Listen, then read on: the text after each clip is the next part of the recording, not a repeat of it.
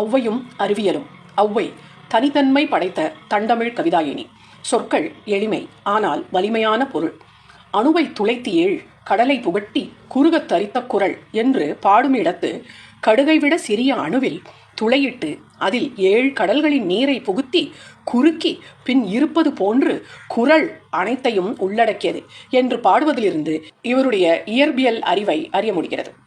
தண்ணீர் நில நலத்தால் தக்கோர் குணம் கொடையால் என்ற பாடலில் நிலத்தின் தன்மைக்கேற்ப நீரின் சுவை வேறுபடும் என்ற வேதியியல் கோட்பாடும் தெரிகிறது. சொல்லாமலே பெரியர் சொல்லிச் செய்வார் சிறியர் சொல்லியும் செய்யார் கயவரே நல்ல குணமாமலை என்ற பாடல் மூலம் செய்யப்போகிறேன் என்று சொல்லிக் கொண்டிருக்காமல் செய்து காட்டுபவர்கள் பெரியவர்கள். இவர்களை பலா மரத்திற்கு உவமையாக்குகிறார். பூ பூக்காமல் காய் காய்த்து கனி வழங்குவது பலாமரம். செய்ய போகிறேன்னு சொல்லிவிட்டு செய்து முடிப்பவர்கள் சிறியவர்கள்.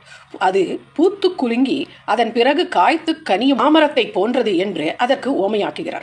ஒரு செயலை செய்ய போகிறேன் என சொல்லி செய்யாமல் விடுபவர்கள் கயவர்கள். இவர்களை பாதிரி மரத்திற்கு உவமையாக கூறுகிறார். பாதிரி மரம் பூ மட்டும் பூத்து பின்பு காய்க்காமல் போய்விடும். வான்குருவியின் கூடு வல்லருக்கு தொல்கரையான் தேன் சிலம்பி யாவருக்கும் செய்ய அரிதால் என்று சொல்லும் பொழுது தூக்கணாங்குருவியின் கூடும் கரையான் எழுப்பும் புற்றும் தேனியின் கூடும் சிலந்தியின் வலையும் மற்றவர்களால் செய்ய இயலாது என்று பாடுகிறார். இவர்